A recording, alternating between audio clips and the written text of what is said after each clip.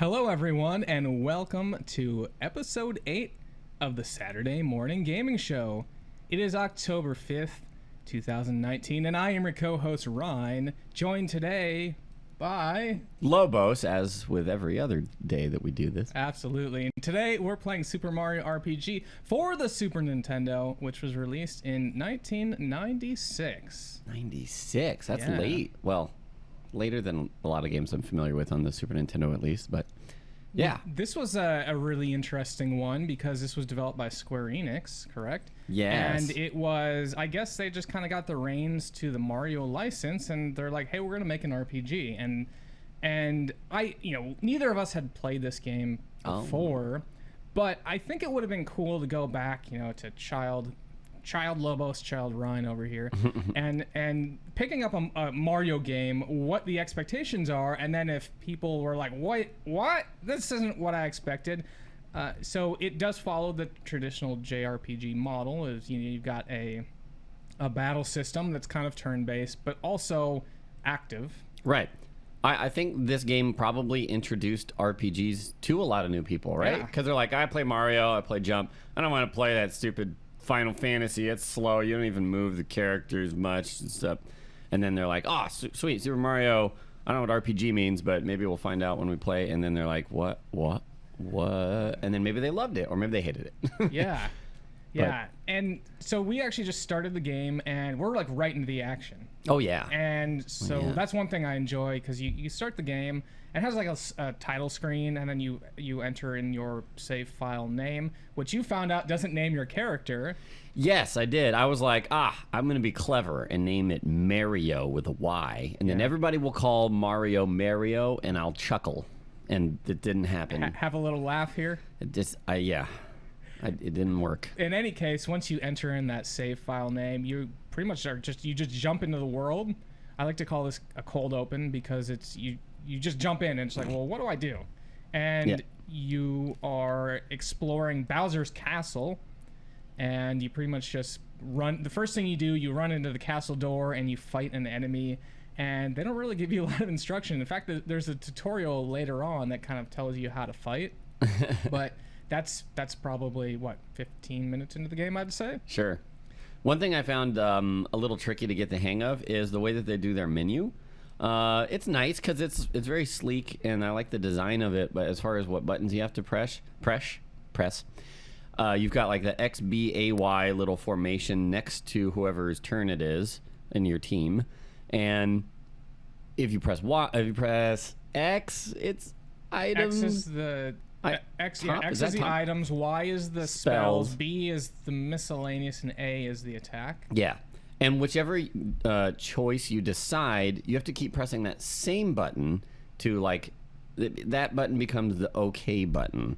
So it's like, what I'm used to with these types of games is you press item, and then there's always, like, A is always, like, the OK, like, continue doing this action. But a lot of times you would press like spell, and then you would press A to do OK, and then it would swap to attack, and I wouldn't notice, and I'd be like, I did a regular attack. Dang it. I think the real confusing thing is if you go down to miscellaneous, so you've got the B, right? And you're like, and you have defense highlighted. You're like, no, not defense. Back out, hit the B button, and you're like, no, do defense. So it's weird because you have to sort of like click on the A button to basically decline the defense. Right. And I think that was the one that was more precarious than the other ones, because again, B is always like you always go back there. Yeah, exactly. But they do some cool stuff later on, actually locking out some of your controls, and we'll talk about that in one of the boss fights here. Yeah. Now you pretty much start the game with no items on your character. And then very quickly you fight these double hammer brothers, and once you kill them, you get your first kind of weapon, which is just a hammer. And so you can still jump on the enemies and such, but you don't get your first real weapon. Like if you think about an equip slot in an RPG, you're naked until you pick up this hammer. And there are other Paper Mario games. I think it's worth kind of just briefly mentioning those. Later on, they kind of capitalize on things like hammer, where now there's blocks in the world that you can smash. But they didn't do that in this one here. What they did do, which I really liked, is pretty much every attack on you, and every attack that you do and every attack against you, there's like a well-timed mechanic where you can either block to reduce damage, or you can hit the attack button again or the spell button again and deal increased damage. Just increase the efficiency of whatever it is you're trying to do. And that was really fun it kept me engaged. Yeah, I love that. And they really ramped that up in the future Paper Marios. But I think you might have noticed that in spells, you can't actually guard against that damage. Right. A lot just, of them, yeah. For the most part. I think there were some that looked like spells but were technically physical attacks. And so you could block against those, but yeah, for most things, like there's a firewall or whatever, right? You can't block that. So, yeah. And that kind of fed into that leveling system a little bit. So what happens is you get enough after a couple fights, you'll gain enough experience, and you'll level like a traditional RPG, and you'll have stats that go up. And then after that, they have this little bonus stat thing, right? Which is you're allowed to pick one of 3 stats. You can have it's attack / defense. Then you have health. I don't remember health. It's just straight up health. Just straight up health. Yep. And then there's magic attack and magic defense. And so what you can do, and what I did is I just stacked all my, for Mario, for instance, I just stacked all my damage or all my upgrades on damage. On regular attack. Okay. Yeah, but apparently it's if you want to play optimally, maybe that's not the best strategy, because as I found out later, and I think you knew, that it cycles between your optimal stats. So, for instance, at level 1, we're just making up numbers here. Sure. But at level 1, if you choose damage, maybe you'll just get like +1 damage. But maybe at level 2, if you would have chosen strength, you get like +3 damage. Right. And so it cycles between the stats there.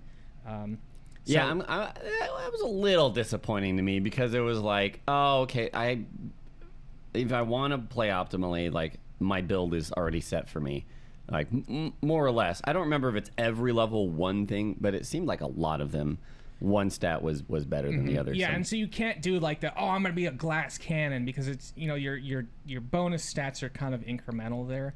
Now, I do want to call out in the future Paper Marios, they have like these badges that allow you to essentially equip these item-like things, and you only have a certain amount of space, so you can basically make that glass cannon. But this is their first attempt, and I think they have a pretty solid level mechanic with your stats increasing, and you get some new abilities every couple levels. I think it's up to level 18 is the last level you get your kind of super ability, and each character will get their own super ability. I'm not sure I made it to level 18. I think I was close, I feel like, but I remember 16 definitely. But I think so maybe I missed out on an ability. Well, let's go back to the actual gameplay a little bit. Yeah. We just met Mallow, and I love Mallow, and my favorite line from him is "Big boys don't cry." I don't know why I just that thing resonates with me, because he's like this. He's this cute little marshmallow who's either got like a pink tuft of hair or a mohawk. I'm not sure. It's a little hard to tell exactly what it is. Yeah. But and the reason he's crying is he's in the Mushroom Kingdom here, and Croc, this crocodile with a top hat. Purple crocodile with a top hat has stolen his wallet. Yeah. And he came to the town to make sure, he didn't remember why he had to come to the town. I don't know. Mallow's kind of just like this whimsical character that doesn't really know what's going on in life, but he's a big boy. He's a big boy. And big boys don't cry. Yeah, right. He honestly looks like a marshmallow, but he insists he's a tadpole. He's a I thought he said he's a frog. He's a frog. Like he says he's a frog. Yeah. But he's like, but I don't look like a frog. So he doesn't really look like anything other than just like... Actually, he looks like the Michelin Man. Yeah, he's like one third of the Michelin Man. Yeah.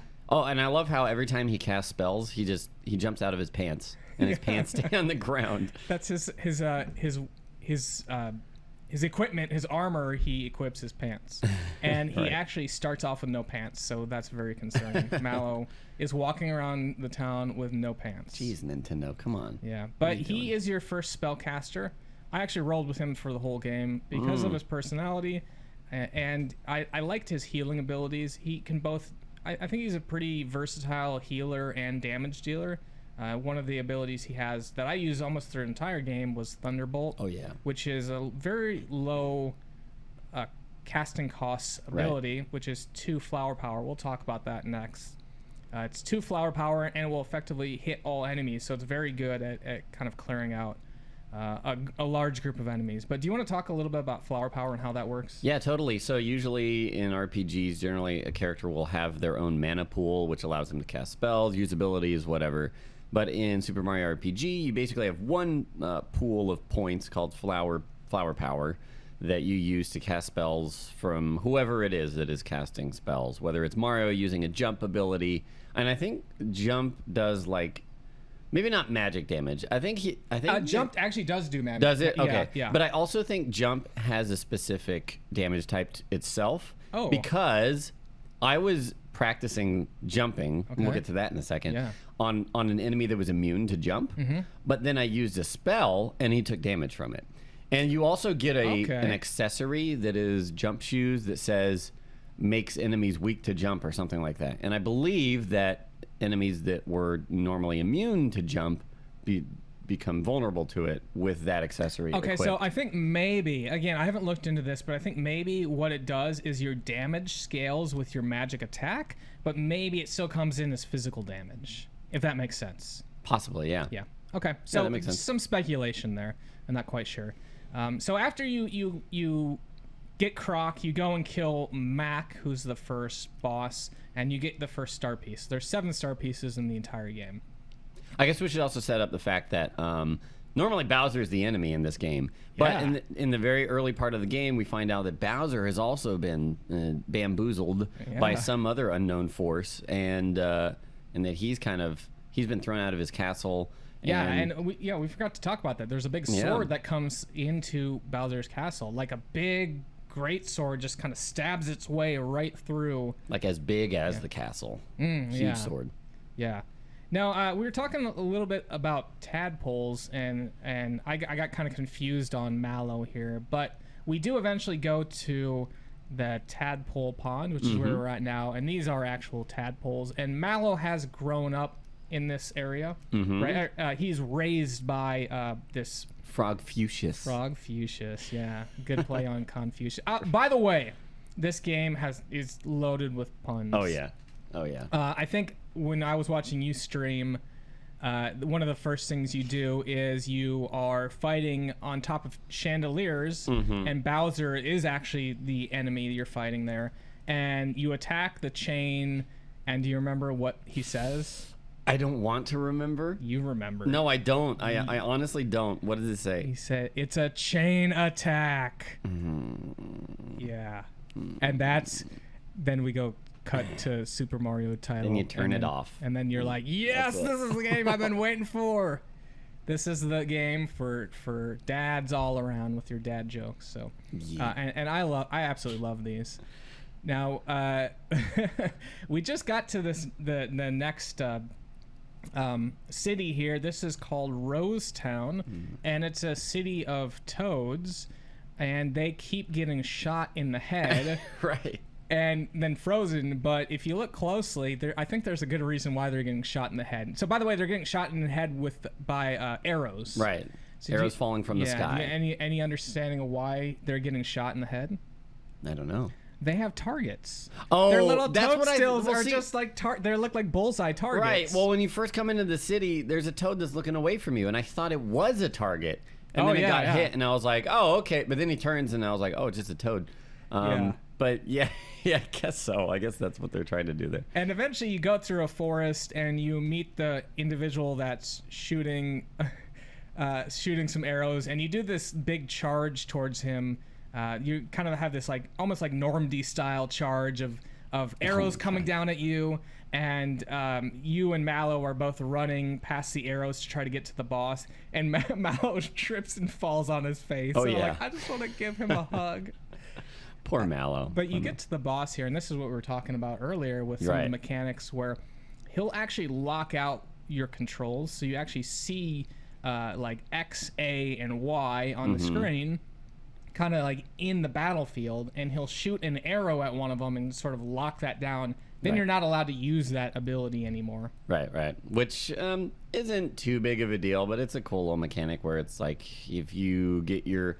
Maybe you're not used to using magic too much on Mario, and your a regular attack gets locked out. You're like, oh, well, I guess I'm going to use a magic attack or like an item or something. Yeah. And I like that because it shows that this game's willing to play with mechanics and sort of break the fourth wall, and they do this all the time. Yeah, they're not so self-serious that they have to explain why there are Nintendo controls in the Super Mario game. It's like that's I don't know, don't worry about it. Just play the game and have fun. Play the game, man. Yeah. Now we briefly went to Yoshi's Island. I don't know if you found that place. Oh, I went to Yoster's Island, Yoster's and I Island. got some big grief with the time mechanic game there because You're talking about the one where you have to race against the other guy. The race against Boshi, which is bad Yoshi, apparently. Yeah, I don't know. I could not get it to. I'm not gonna toot my own horn, but I've been a longtime musician, and I was like, oh, it plays to the beat of the music. Yeah. So I was like, do, do, do, do, do. And every time Toad was like, what are you doing, man? And I'm like, no, beat. No. Yeah. Okay, I'm glad that I feel sort of vindicated there because I did get the sense that I was trying to time it to the beat. It was like, were you doing like in terms of measure, like is it a 4/4 thing, or are you listening to the big? Well, so I tried on downbeat, I tried on upbeat, yeah. I tried even trying to like delay it on a weird beat, and nothing worked. So I was just like, forget this. I didn't even finish the race. I actually did. I saw you. Yeah. You cookie spammed. And... now I have a really good. Oh, okay. So here we go. So the next thing you fight is Punchinillo. He's a bomb boss. But I figured they could have done better with the pun on the name. I don't really feel like that's a pun. So I'm gonna throw one out and just see what people think about this. Okay. Bombardarm. So it's like Bombardier, but he's got two really big arms, so it's Bombardarm. Yeah, that's good. That's good. Oh my God. You like that? Sure. I'll applaud that one. There you go. All right. Excellent. I'm available for writing Super Mario RPG developers. Oh, yeah. If you need some puns. I mean, it's about time they remake it or make a sequel, right? Like this is a whole conversation to have. But yeah, they need. Come on, Nintendo, please. Seriously, in chat, just seriously. They like that. Okay. Anyways, yeah. So you make your way through this cave in Moleville. Is that right? Yeah, because a bunch of children have been trapped in here. Mm-hmm. And Bombardarm is over here throwing bombs everywhere. Yep. And he actually summons multiple bombs through the fight. They start small and they gradually get larger.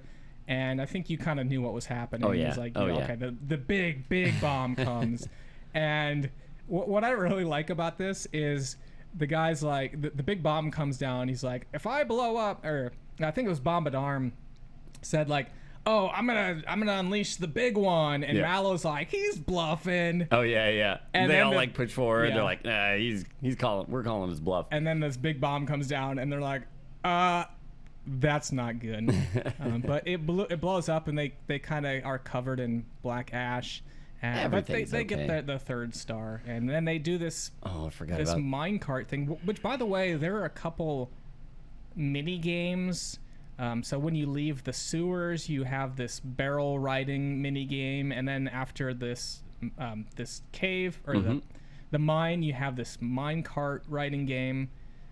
What did you think about those? I thought it was cool. I didn't really get what I was doing by collecting mushrooms in that minecart game. So the mushrooms, as I understand it, you can use a mushroom to go faster. Oh, really? And so I think that those are basically like boosts that you can activate. But yeah, I also am like, all right, I'm going to try to collect all the mushrooms, but there's actually a limit. You can get like 10. Sure, yeah, because I hit that limit, and I was like, well, what now? What do I do now? Yeah. But yeah. Yeah. After that, you move on to Booster's castle or Booster's Tower. Yeah, Booster's tower. And by the way, if you look at the door, Booster's eyes pop out, and it really looks like Wario to me. Booster's creepy, man. Yeah, it does look. It does look. Yeah, like it Wario. really looks like Wario. But I really like this because this is the first area that I really felt they've been having some fun before.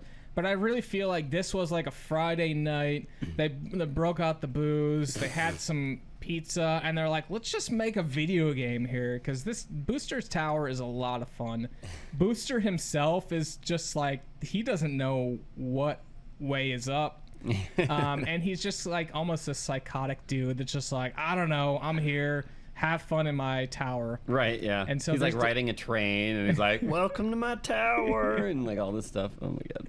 But this is, I think Bowser has found that Princess Peach is in the top of the tower here.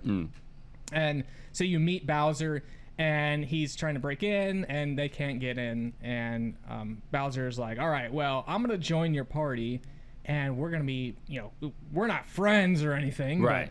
But you're joining the Koopa Troop. That's what Mario and everyone, you're joining me now.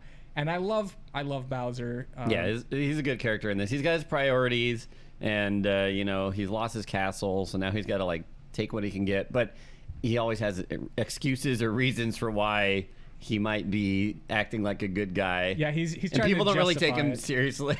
It's just like... There, Bowser. You're a tough guy. Everyone knows.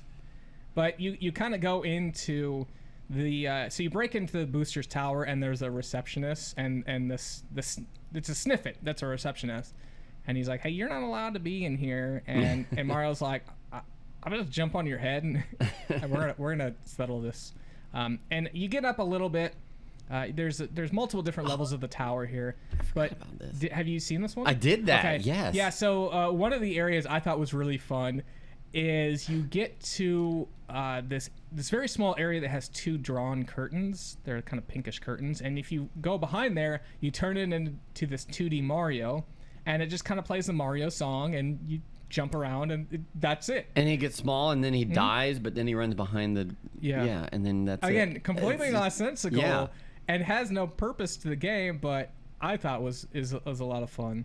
And then later on, you can find this is actually kind of a secret area where you have to line up or you have to basically designate which booster came in what order. So you're like, Booster the first, and click on his photo. And that information is all down in reception. This whole section was incredibly suggestive.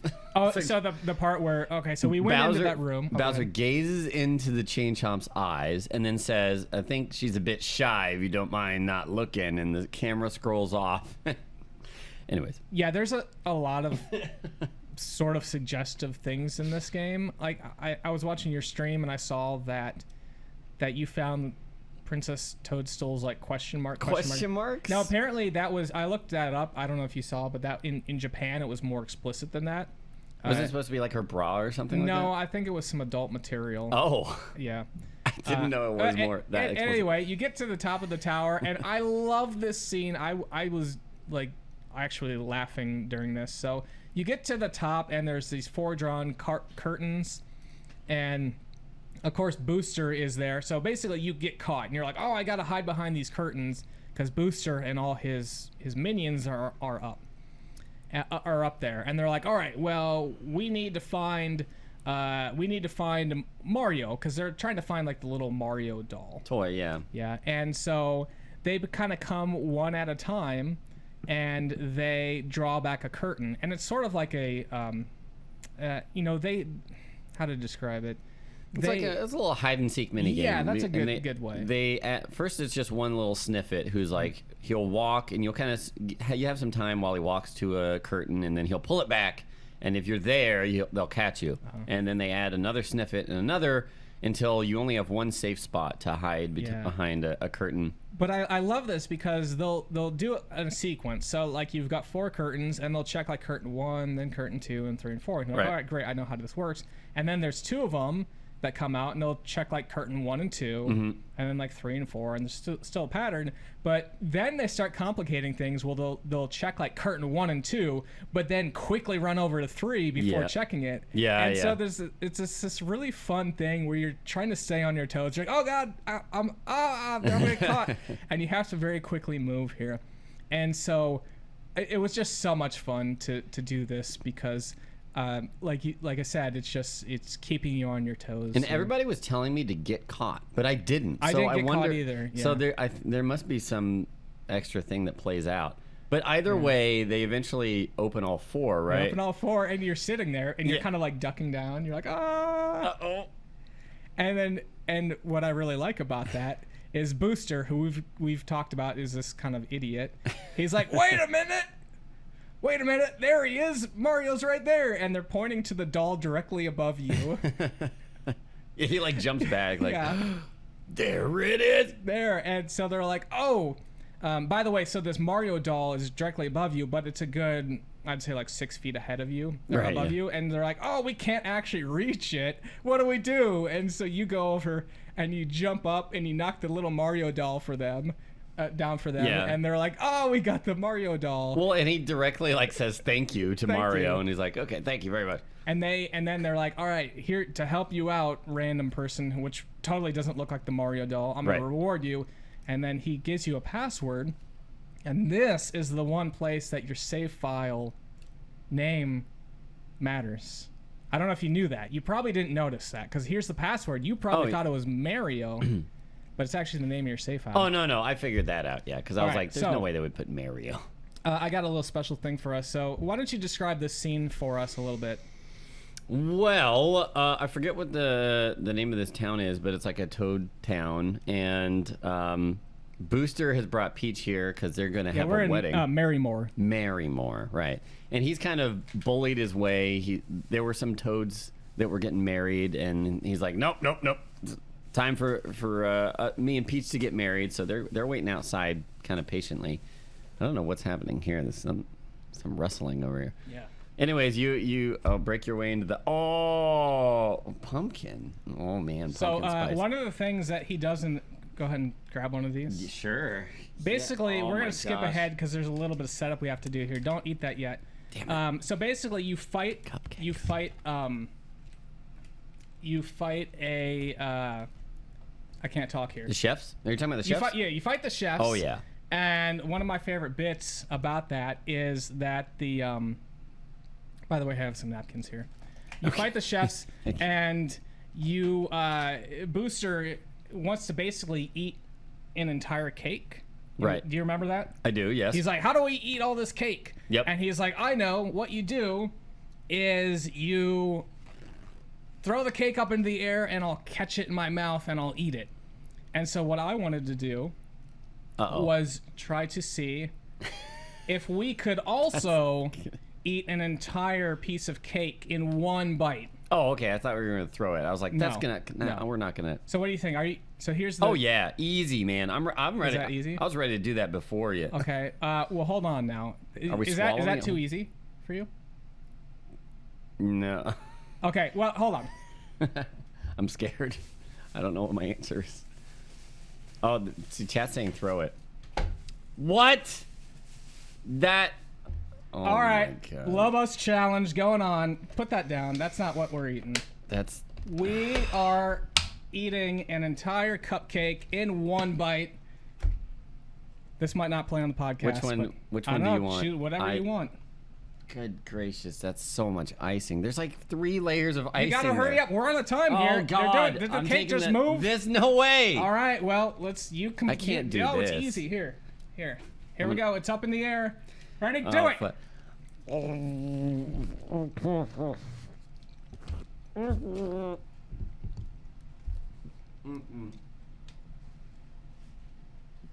No.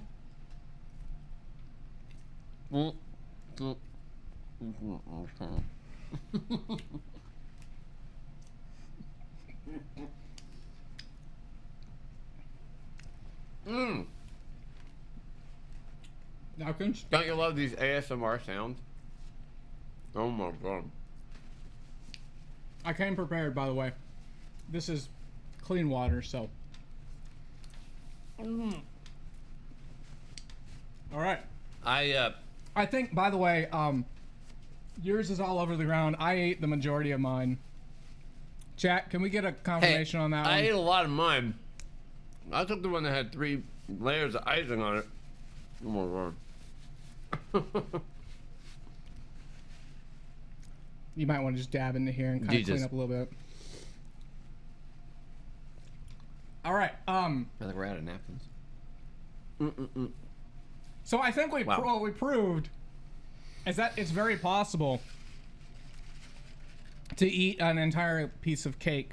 Oh god. In one bite. Sure. Good job. Thank you. Oh my god. That's so rich. Jesus. By the way, Lobos didn't know any of that was going to happen. That was all me. Yes. That was so much icing. Holy sh. All right. All right. So now that we know where to resume the podcast. Exactly. Oh my god. Exactly. We got a mess to clean up here now. That's all right. That's okay. We're getting rid of this house anyways. That's for the next owner. Trash it. Trash it. Okay. Hey. I'm wearing a Nintendo on my hat. What? All right. So we're on to the ship here. Johnny. I love Johnny. Johnny's a cool dude. By the way, how long did it take you to solve the puzzle of what was living on the bottom of the ocean? That took me a good. I would say once I got to that room, I had all the clues, and I had to backtrack and recheck clues a couple times, but probably between 5 and 10 minutes. Okay, I think for me it took like 20 or 30. Oh yeah. Well, I guessed several things that worked. Right? Yeah, I guess like oyster was there, and I was like oyster. Yeah, I guess corals. I think it was. I did corals as well. Yep. And so I actually had people in the Discord helping me out, which was a lot of fun because I was like, hey, nice. what's some things that start with a letter, this letter, and it has 5 letters and lives on the bottom of the ocean. I don't remember who. I think my wife actually helped me out with that, and the answer is pearls. Nice. Which is, it does live in the bottom of the ocean. It's just, you don't traditionally think of that because, like I said, the oyster lives in the bottom of the ocean, and there's a pearl in the oyster. Yeah. I was a little. I mean, it's fine. I wasn't disappointed or anything. I was just like, yeah, I would not have guessed that as my first line of guesses. But I guess that's the idea. Yeah, and actually, I'm kind of impressed with the difficulty of that because that was, that's a hard gate right there. So to be able to fight the boss, you have to be able to guess that. Yeah. And I don't think it's an easy thing to just kind of brute force your way through. So, imagine you're a 10-year-old playing this game. It's like, well, I don't know.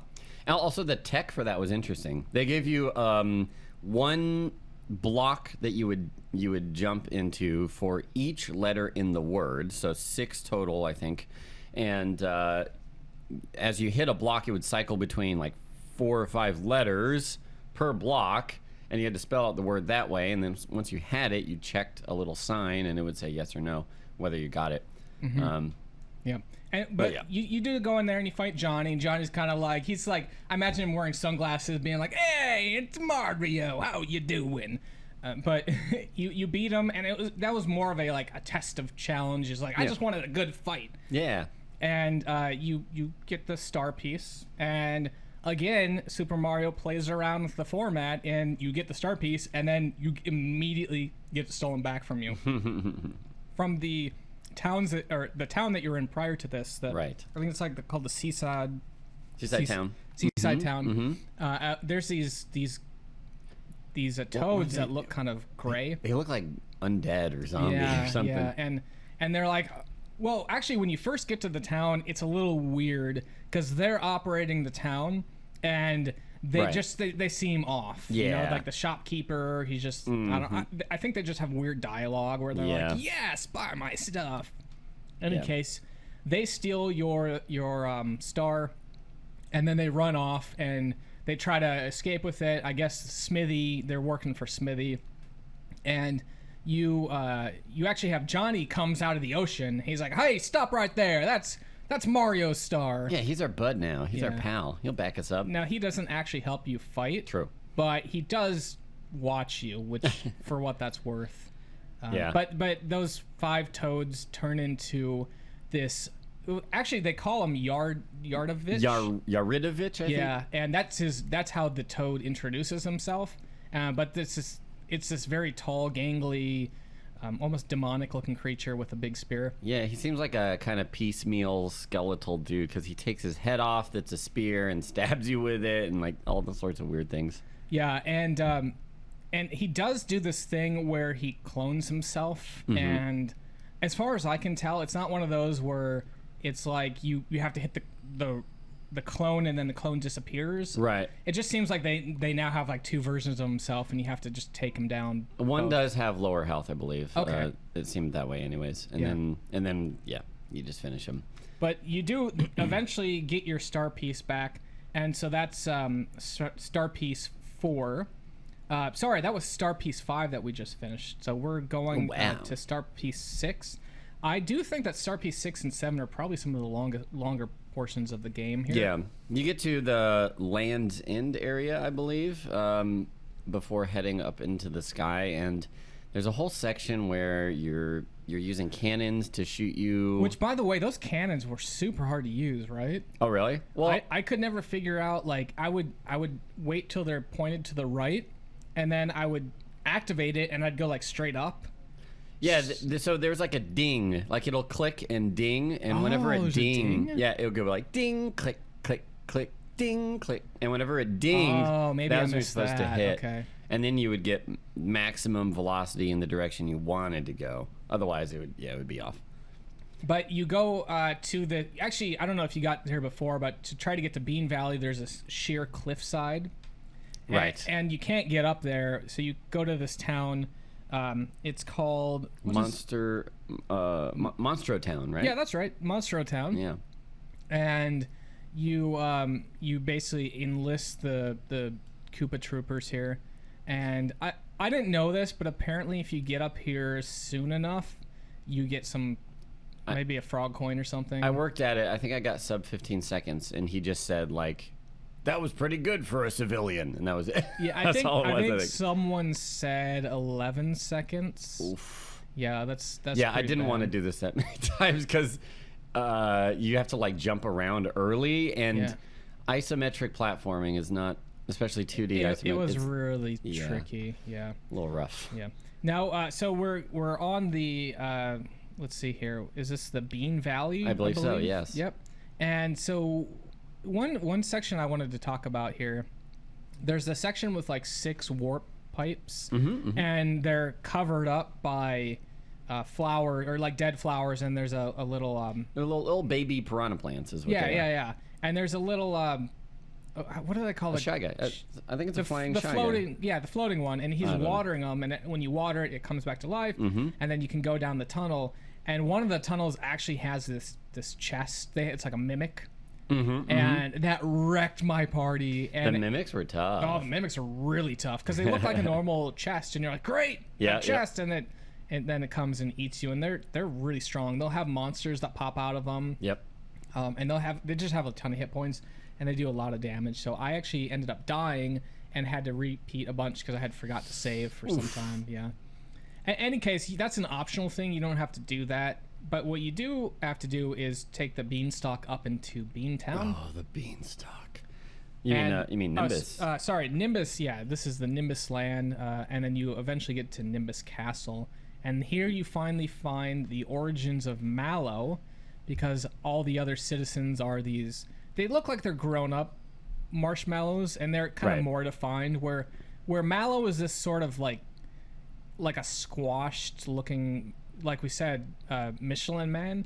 These look kind of like more like if Michelin Man actually grew up. Well, see, yeah, they have clothes on, so maybe you don't know they're grown up. Maybe they just got empty bodies under there. That's true. Maybe you earn adulthood by earning your robe, and then you just sit atop your robe. Fair enough. And it's kind of interesting because Nimbus, they're in the sky, they're clouds, right? But his name is Mallow, so like, I mean, I don't think he's a marshmallow, but the funny thing is that they talk about, they introduce obviously not Mallow as Prince Mallow. It's this giant bird, and they're like, it's a super fat bird who can't even fit out the doorway. Don't make fun of him. He gets so bullied this whole time. He does, and he is, I guess, basically the pawn of Valentina, who apparently wants to be the queen here. I don't think I understood her relationship with this castle. If she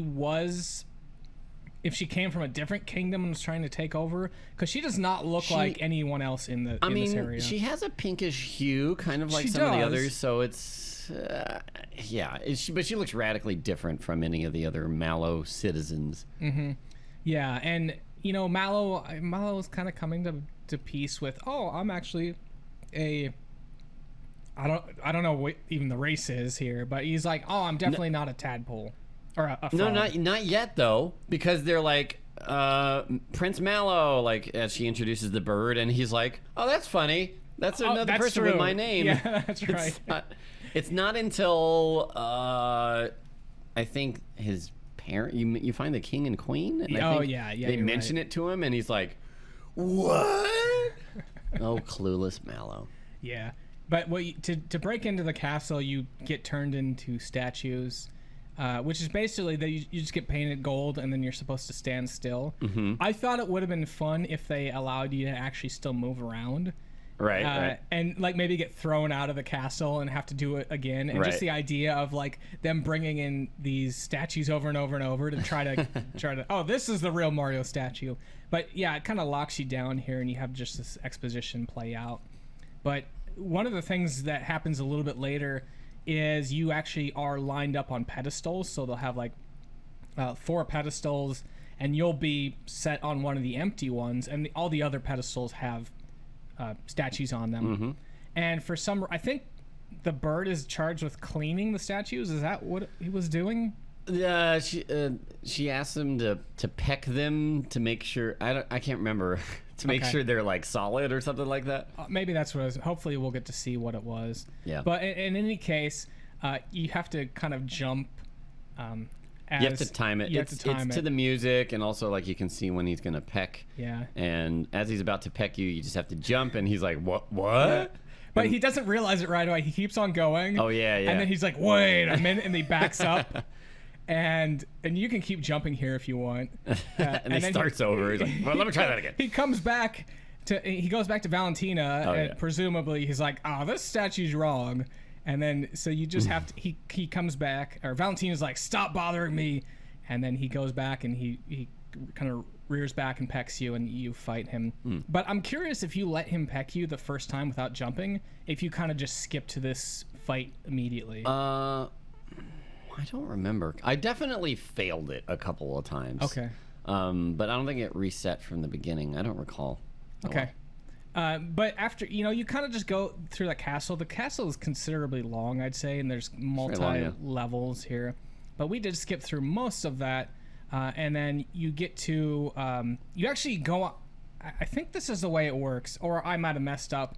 You go out of the castle, you open a door, and there's like no floor, and you just fall. Did you do that also? Yep. Okay, so that might actually be what you're supposed to do.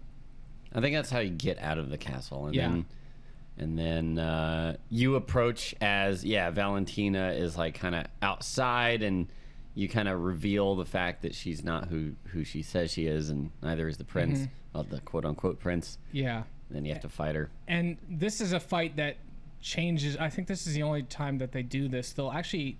So there's Valentina and the bird, Dodo, by the way. And Dodo will take one of your characters and bring it into its own battle arena, and it was basically this one-on-one showdown. Yeah, that was interesting. Did you lose it all to this? Because I'm curious what happens. I didn't lose, no. Because I wonder if you lose to this one-on-one fight, if you just lose everything. Because essentially what you have to do... I see what you're saying. What you have to do is you have to kill the one-on-one fight, and then you transition back to the real fight with Valentina and your 2 other characters. Yeah. And without getting too explicit, there's a certain amount of jiggle that happens every time you hit Valentina here. So it's really unnerving, and again... Well, that's why we really need a remake. Doisum says if you lose this one-on-one fight, you do lose for good. Thank you for that clarification there. You can't let Bowser die. For me, it was Bowser too who got taken away. Now, so, actually, who did you roll with for? Because I have Mario, Bowser, and I had Mallow. this exact party at this point. Yeah. And I heard a lot of people swear by Princess Peach as a healer, and she does have the ability to do a party heal, which is really nice. Her party heal also cures status, and her individual heal cures status, and she gets a res. I used her later, and she was busted. It was OP. Oh yeah. It was I didn't like her because when I first got her, she was mostly heals and didn't have the damage output. So I stuck with Mallow because I really like the flexibility of being able to heal and damage. His AOE spells, especially for things like the sunken ship, like a lot of things were weak to lightning, so it just dead. And the other party member is Geno, which Geno to me sort of it's like you either choose Bowser or Geno. And similarly, you usually choose Peach or Mallow. Yeah, Geno's got a high health, and he's got some cool abilities. What's his Geno Whirl, I think? Geno Whirl. I used it once, and apparently I timed. I did the timing part of it correctly, and so it did 9999 damage at like level 8 or something like that. And I was like, well, okay. And then I didn't use them again. Not because I didn't want to use. I don't know. I just. Yeah, so most bosses are immune to that 999 damage. There is one sequence later on where you're fighting a sword, and if you do a certain thing, if you basically knock out his defenses, you can actually do the 9999 on him and kill him. And I don't know if that's a bug or that was intended there, but that it is certainly powerful for that fight at least. Yeah. Now after you get so essentially once you finish Valentina and Dodo, you get a key, and that key goes to the room that your father or Mallow's father and mother, the king and queen, were locked in, and that's where, like we were talking about, Mallow was like, oh yeah, I'm these people's child. Yeah. So there's a good self-identity resolution there. Yeah. And then since Mallow is found to be the true prince or whatever, that gets you access to this volcano area where there's some guards. Yeah, the hot springs they call it. Right, yeah. And there's just a volcano, and you jump in, and you're trying to find the star still because you didn't get a star in the castle. And they talk about a dragon, I think that's the Czar dragon is what we're fighting right now. Yep. And now this is I had some issues with this whole sequence. So you fight the Czar dragon, who's he's hovering over lava, right? And then you kill him, and he turns into like this Draco Lich, and that's kind of cool. But then after that, you're not done. That was basically a mini boss, and there's no save state here.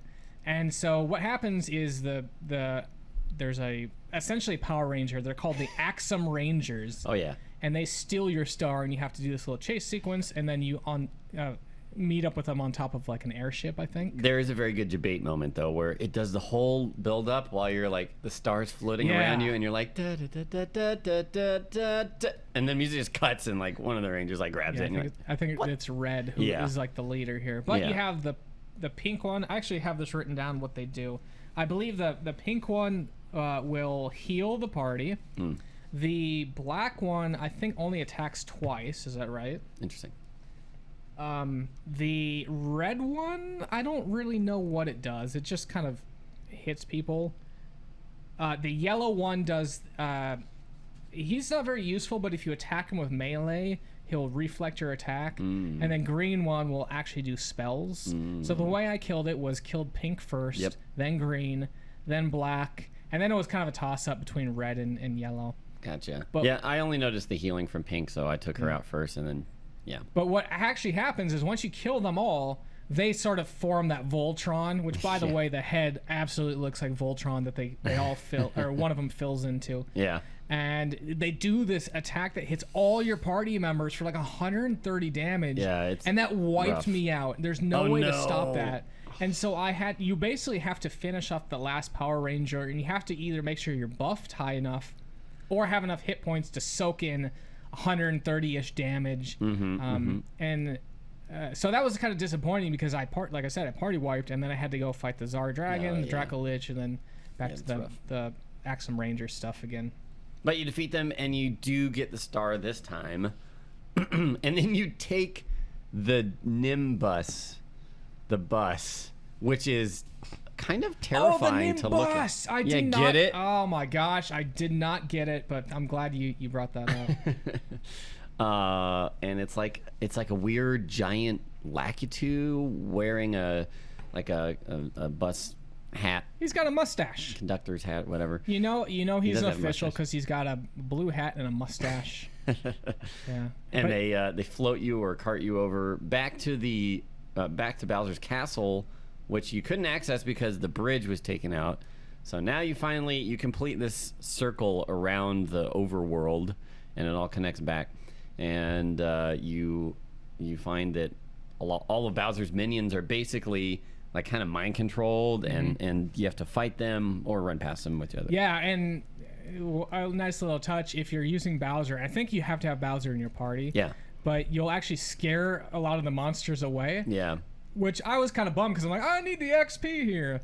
But you eventually kind of make it to this foyer where there's 6 rooms.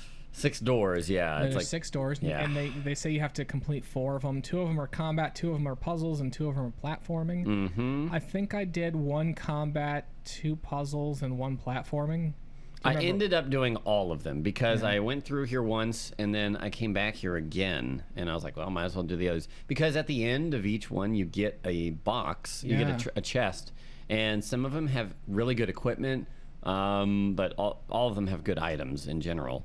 The rock candy, I don't know if you ever used the rock candy, but it does like something like 200 damage to everything that you're fighting, so that's really powerful AoE. And then you also get some people's like they're super weapons. I think it's like second best weapons, because there are like ultimate weapons that are kind of hidden.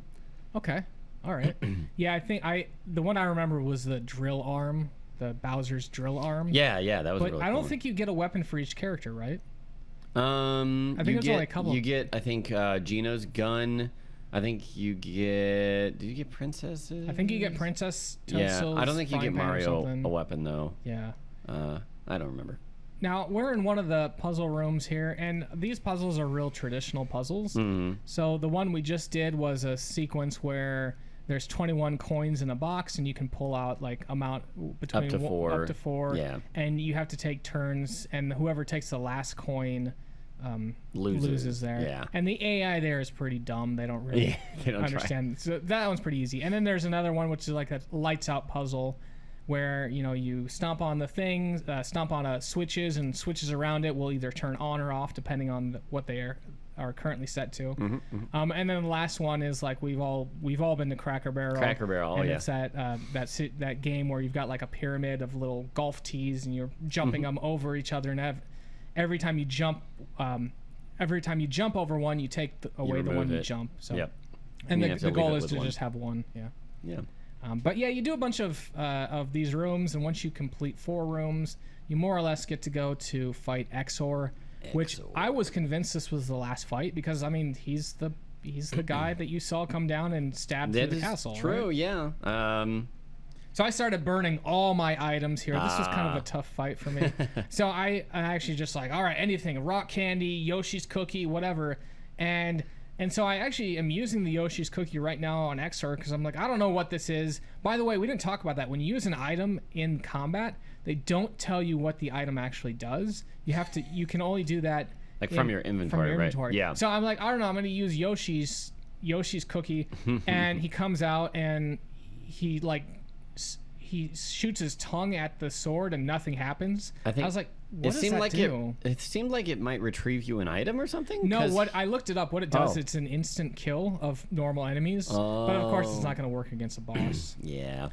Well, in any case, there's 4 pieces to Exor. There's his 2 eyes, a mouth, and his eyes, which is like the hilt of the sword. Yeah. And the eye, I think you only have to take down 1 eye to remove the protection, right? Or is it both eyes? I think it says when you kill 1 eye that his protection is removed, but it also says that if you kill the other eye, so maybe it's even more protection. Okay. I don't know. And so, yeah, you have to knock out at least 1 eye, and then his mouth, I think, just you can shut that down to basically limit the attacks he can do at you. Right. So essentially, you just gotta knock out an eye, and then if you want to just kill him, attack like the hilt while the defenses is down. And once you do that, you take away his life. He sucks you into his mouth, which we find is actually a gate to like another dimension. Yeah. And this is the part you were talking about. Well, one of the parts you were talking about where Bowser's like, "Hey, I don't need to come with you guys anymore." But Geno's like, "Well, this is a gate to other worlds. If we don't close this gate, people are just gonna keep coming and taking your castle, Bowser." Yeah. Bowser's like, "Yeah, that's a good point." And then he talks to himself about how he can convince them that he's only in it for his own good and this and that. But and Bowser's even trying to convince Mario. He's like, "Mario, you're part of the Koopa Troop still. You gotta come with me." yeah, you gotta come back and repair the castle. Yeah. So this, I actually felt that this last kind of couple areas were a slog, unfortunately. It's a pretty long area. It was long, a lot of combat. Again, I think this is sort of traditional, though, in a JRPG, where you've got, this is your place where you grind out that XP to just annihilate the final boss. Yeah, this is, the tougher of the enemies in the game.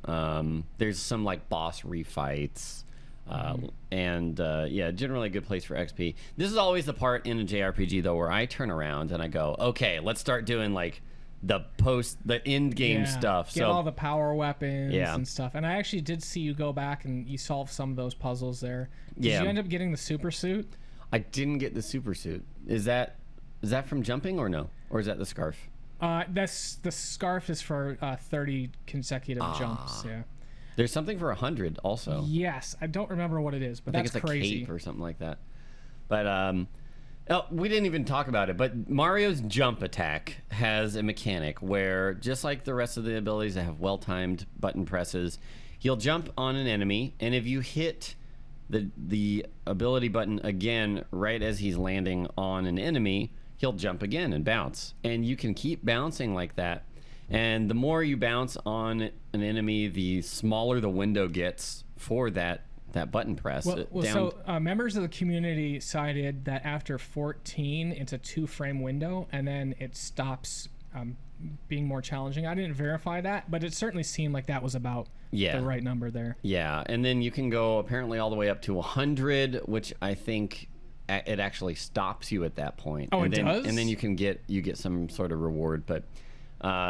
yeah. Oh, and by the way, we'll talk about it later, but we did have a contest for who could get the most jumps. Oh, yes. And we'll talk about that a bit later. A little bit. We're coming up on the end here, so that shouldn't be too long to get to talk about that. But we just completed the it's like a doomsday, a countdown. His name is Countdown. Oh, okay. And so I want to just talk about this briefly because it's a big clock, and at certain times.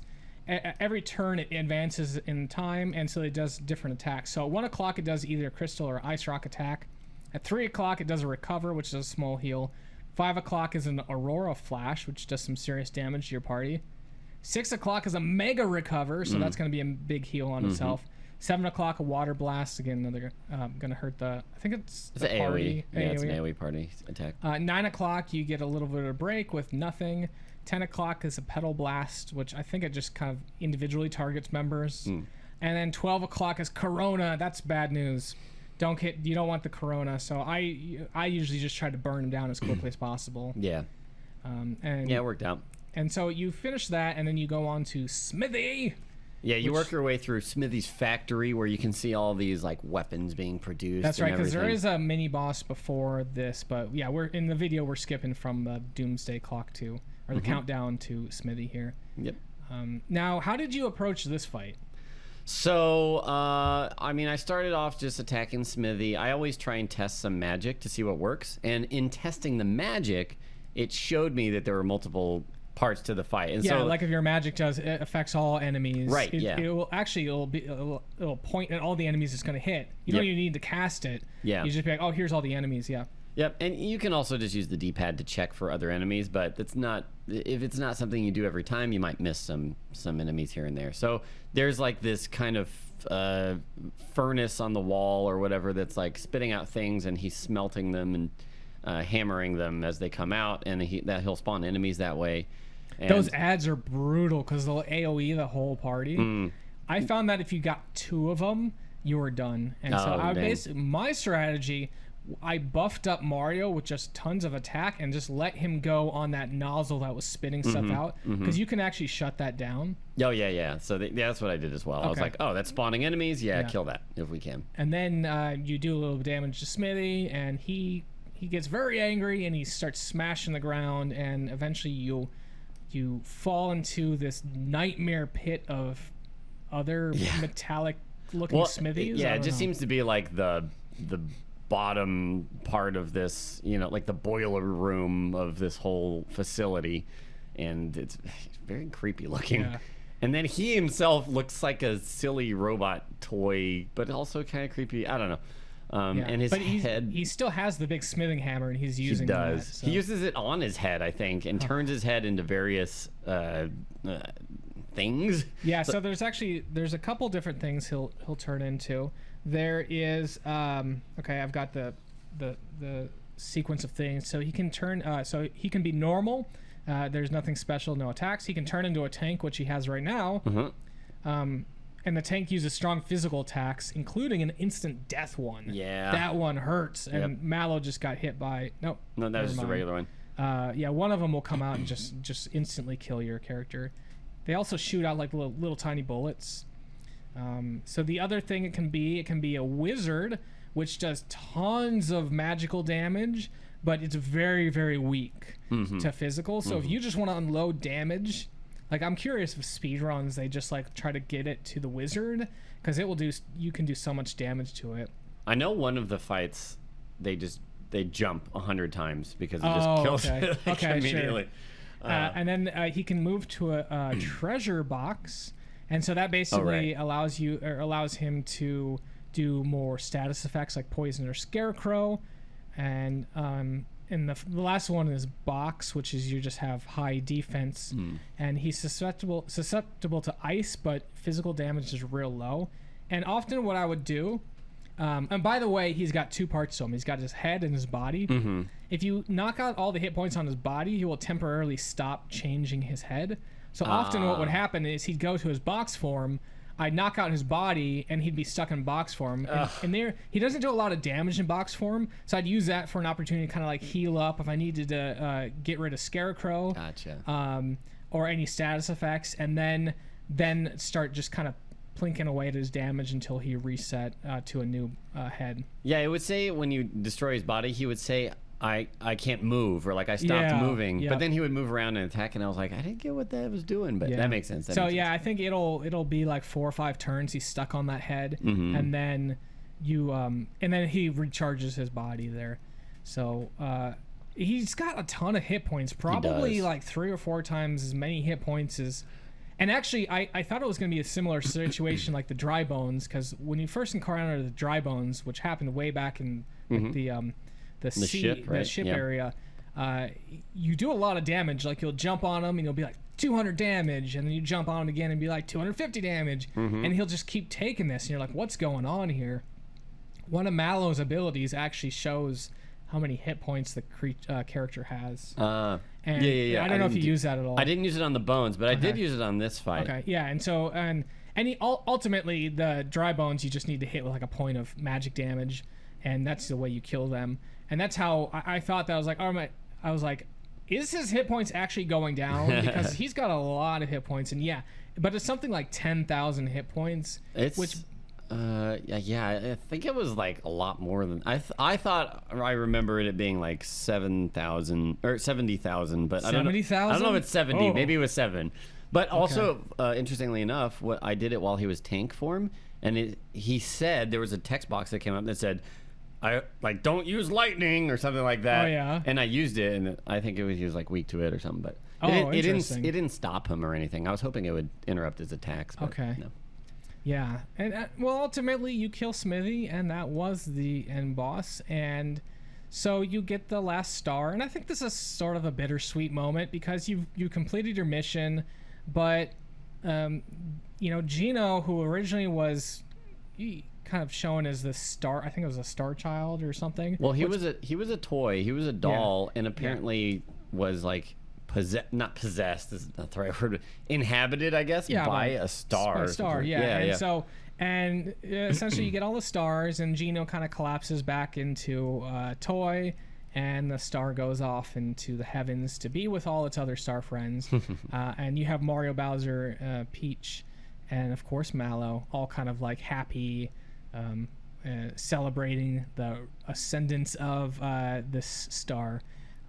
Huzzah. So, and by the way, I don't think I've ever seen any other games with either Geno or Mallow. Any other Mario games? Geno for Smash. I would say Mallow for Smash. Oh. Or maybe, how about we just make a new Paper Mario with both of these characters? A fighting Mario game? No, just a Paper Mario. I see what you're saying. Oh, yeah. Yeah, we desperately need another Mario RPG of some sort. Yeah, Mallow spinoff or something? Yeah, sure. Let's do it. Or Mallow Body Pillow. I'm really gunning for that one. Oh, man. That's got to exist, right? Some sort of Mallow pillow. Would hope so. And so we're just kind of seeing the end title sequence here. This is a very traditional thing for JRPGs to have, is they'll show the places you've been to and sort of what they're up to now. So it's like they're going back to Nimbus Land, and Mallow is a prince, and he's happy, everyone's happy, and then it will go on to each of the little areas that you visited and be like, well, what's going on now? I love those, Yeah. My favorite is they showed John Jones like on the cliffside of the sea, just like looking off into the sunset and sunlight. I'm like, yes, he's what a guy. He's awesome. Koopa's repairing his castle, which is great. And of course, he's still kind of bullying people around. So Koopa is going to be Koopa. That's not going to change. Let's see what we got for star number 3 here. Is this the Boyer? No, there he is. This is look at that, so epic with his trident. He almost looks like a frog from He's like a shark man, isn't he? No, from Chrono Trigger. That sort of pose where it's like the cape blowing in the wind and the sword out. Well, you got I guess it's a pike, but in any case, let's see. Well, number 4. Oh, Yoster's Island, and Croc is there. Right, Croc is a bad guy a couple of times, and then because he's like a thief, and then he ends up being like your vendor, kind of like. Oh, that's true. Yeah. So he's kind of a nice guy at the end, I guess. So a reformed thief. He's making amends for stealing. Yeah, sure. Yeah. And what else we have here? So back to the tadpole. Tchaikovsky. What's his name? Todovsky. Right. Obvious pun on Tchaikovsky. Yeah. Yes. And I like the idea of jumping on those tadpoles, by the way. It was cool. Make that song. I liked it. It's a bit of a pain to actually input the music, and then I did 2 of them, and then like I would find like a clue for another one where all you had was audio hints, and I was like, no, I'm done. I'm like, I'm not doing that again. Like that's a. And then we just saw the star number 6 was Valentina was kind of marrying Booster and kind of creeping on him, and Booster's like, I'm out of here. And I love that. And star number 7 is Mario and Peach with Toad with a mustache, by the way. Yeah. And it just says thank you. That was the Toad King or whatever. Yeah. Now, did you know that there was another boss fight? Did you know the? Ooh, I didn't. You didn't? What other? There's boss a big Easter egg boss fight. Oh yes. Tell me more. His name is Kulex. And it's a boss from Final Fantasy IV, and you need to find the shiny stone, which people led me to this. I knew this was a thing because I knew that one of the Final Fantasy boss songs was in this game, which it plays while you fight him. And you get the shiny stone, and you go to the monster town, and there's this sealed door, and you can open that door. And Kulex is like, I am from another like dimension, and will you challenge me? And you fight him, and it's like a super boss. It's like a really tough fight. So you can get like some really good things. You get this shell before you go fight him. I don't know if you found this giant shell that Mario kicks, and it does tons of damage. Yeah. That thing. And you also get this shell dress or whatever that anybody can wear, which is like huge defense. Oh, okay. So I put that on Peach, and almost anything would just deal like 1 damage to her or 0. Yeah, I've definitely heard that you can pretty much make her invulnerable. Yeah, so my strategy for that super boss was that on her, and then like she was just using rock candy. I used like 4 or 5 rock candy, and it was still a long fight, but she was able to just res people as they died and keep it going. Do you get anything special for that? Yes, you do. You get something that, like a really good accessory, I think. It's like 50% attack, 50% defense, and avoids instant kills. And it's like, yeah. So Mario does super good damage after that. But yeah, very cool little Easter egg thing. Awesome. Well, again, we have completed Super Mario RPG. So thank you for watching. Yeah. If you enjoy what you saw and you want to support us, we certainly encourage you to head on over to patreon.com/Saturday Morning Gaming Show. There's a lot of great stuff, rewards and tiers there for you to take a look at. And we'd like to give a special shout out each episode for new members. And Lobos, can you believe it? We got another Patreon supporter. Oh, snap. Yeah. It's Liam. Liam, thank you so much for all your support and all the other Patreon supporters. We really appreciate, being part of that community. And we have a Discord channel, by the way. And I think that the next game is going to be ripe for some interesting discourse on the Discord. Yes. But before we get there, let's talk about the Hall of Heroes. Let's do it. Let me pull up this document here. Do you want to tell us? Oh, actually, I can tell you. The Hall of Heroes is a chance for you to flex your gamer cred. Each episode, simply play and beat the game, then take a snap of the credit screen along with your name somewhere nearby. Upload that to Imager, shoot a link over to Saturday Morning Gaming Show at gmail.com.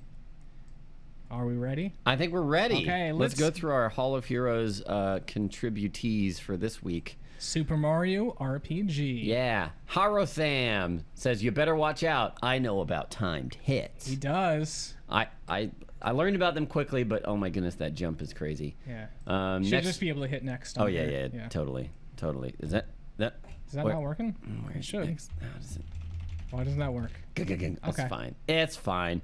Next up, Gaming Steiner. Thank you, Gaming Steiner. As always, what a great game. So much fun to play and a lot of little details that make it a definite classic. Brisk Mountain. Great game with a great story. Short for an RPG, but has a lot packed into it. Keep doing what you're doing. We got Alamaxia here, who didn't leave a comment, but he did have a very long comment for the last episode. That's true. That's fine. Cool down. Yeah. Cool down on it. Nonsense Mejia. I had a great time revisiting this game I played for hours as a kid. It was one of my first RPGs I got to play through on my own when I was younger, and I've been hooked on the genre since. Great pick, guys. Can't wait to see what's next. All right, and before we go on to the results, we want to talk a little bit about the jumps. So again, everyone that completed the game did get 15 points, but we had some bonus if you were able to beat my personal best, which was 19. How about you? What did you get? I ended up getting 24. 24. I was trying to get that 30, but I just couldn't nail down when that individual timing was. So for individuals that submitted a high score over 19, so basically 20 plus, would get an extra 5 points for the Hall of Heroes, and all individuals did. So actually, I don't have one of these. Let's take a look at the jumps. And find that one. What was that one at? 21. There we go. Okay. So there you go. It's a tie. Yeah. So Nonsense Mejia submitted 21. You get the 5 points. Who do we have next here, Lobos? Brisk Mountain, also 21 jumps, 5 points. Boom. Great. Gaming Steiner, 26. Harotham passed that 30 mark and got 34. Ooh. Is that the highest? It's not the highest. Oh, no. How many more are higher? Just one. Just one. How many jumps did this individual get? I don't want to know who it was. How many jumps did this individual get? It was 75. What? No way! 75 jumps. That is crazy. And who was it? All right, let's say it on the count of 3. Okay. Okay. 1, 2, 3. Alamaxia. Congratulations, Alamaxia. He was streaming this, and he sent in a video clip of it, and I really like it because he got the head bob down. You know, it's like the jump. I tried that, boom, man. I was doing it. I was like, yeah. Yeah, So let's take a look at the Hall Heroes Couldn't do results it. for this episode. Oops, that's the wrong thing. Yeah, let's see it. All right. So at number 15, we've got Kihaku, Splov1, Datashi Senpai, and the Kyle Mack all at 5 points. Number 11, Yoshi355, Lulu Kachu, Jazz Never Sleeps, and Dog Type tied for 10 points. Yes. Here we go. At 15 points, at number 7 is Tobanago. Next star at 20 points in the 6th slot. Yeah. Now, Alamaxia, because he got the extra 5 points, he's shaking things up a little bit on the leaderboards. So he's actually tied for 5th place with Alamaxia. Alamaxia is tied with Nonsense Megia at number 5 with 50 points. Harotham holding it with 70 points at slot number 3. And number 1, we couldn't split them up. Gaming Steiner and Brisk Mountain with 75 points. Thanks, guys. Good job with all your playthroughs. So the next game we've got, why don't you talk about the next game? The next game is a game I played when I was a kid. Oh, so this most one, of these have been. actually, I hadn't played it completely, so this was a new one for me, but I'm glad that you've already beat it. I did beat this one, but I don't remember like anything about it. So Good. it'll be fun to play through again. The next game that we're doing is Myst. Now, there's a couple Myst. different versions of Myst. I played what was called the Myst, the Masterpiece Edition. It's pretty much the same. So there's Myst Masterpiece Edition, and then there's like Real Myst. I don't know how I feel about Real Myst being included here because it is this 3D thing. So I think we're gonna say just normal Myst. Basically, if I'm clicking around to still images, any Myst you want to play that you're clicking around still images will be counted there. It took me about 7 hours to complete, so that means that everyone that completes Myst will get 5 points.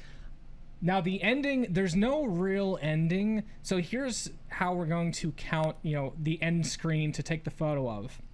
Without going into spoilers, there's a couple different endings, but there's basically only one good ending. And what I want individuals to do is you'll go back to the library and there will be a book that is missing, and that book will have sort of like this burned kind of background here. And so again, there's nothing to do with fire, so I'm not putting any spoilers out there, but that's the thing. You look for the book that you should be used to seeing that will be missing, and then take a photo with your name nearby, and that will be essentially the credit screen. Oh man. Okay, so kind of complicated. Interesting. But I think it'll make sense once you get to the end there. Now I know there is a cheesy way. I don't know if it works for that ending, but Yeah, it does. well, I mean, it's whatever. I mean, So here's the thing. Speedrun of this game is about 1:10. If you go slow, you could probably beat this game in 5 minutes if you really want to cheat and ruin the experience for yourself. Hey, the Saturday morning gaming is for all gamers. If you want to be a filthy cheat, you can do that. Oh my gosh. But I'll know. You cheated not only the game, but I yourself. will know. All right, sweet. All right. Well, unfortunately, we have reached the end credits of this game. So we wanted to thank everyone for watching us on Twitch, twitch.com/LobosJr, or listening to us on the podcast. Our Twitch airs every other Saturday, 9:30 Central U.S. time, and the podcast releases the next Sunday. So make sure to follow and subscribe to the podcast on iTunes, Google, or whatever your platform of choice is. Yeah, and I did just want to clarify that although our Twitch airs every other Saturday, the next episode will actually be next Saturday.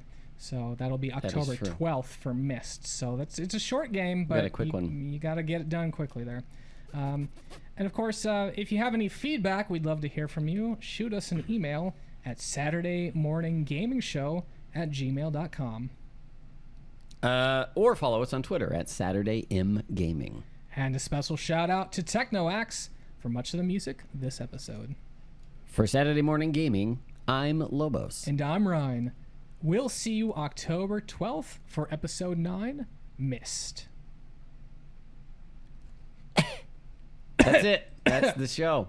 Thank you guys for tuning in. And thank you. Do you want any more cupcakes? No, I mean, this one's already unwrapped, don't ever want a cupcake again after that. Do it. Just down it. All right. Oh. My goodness. All right, guys. Thank you all for tuning cupcake. in. We're gonna be continuing the Surge 2 in a bit. and see how far we can get in that one. First try podcast ending. That's right. Last time we had to try like 3 times. I finally updated the text there. Ah, the text was wrong. I got you. Yeah. This has so much chocolate all over it. Yeah, that's actually we're mailing that out. Lobos is going to personally sign that, and that's going to be Lobos's chocolate drippings. We're going to auction that off for charity. Oh man. Nah, I mean we've been a little framey, but we've only dropped 1% of our frames, so that's not a bad day. That's a typical day, if I'd say so. Anyways, thank you guys. We'll see you next Saturday. Next Saturday. Yeah, so that's 1 week, not 2 weeks this time. So yeah, we'll see you guys next time. See ya. Thanks for joining. Bye.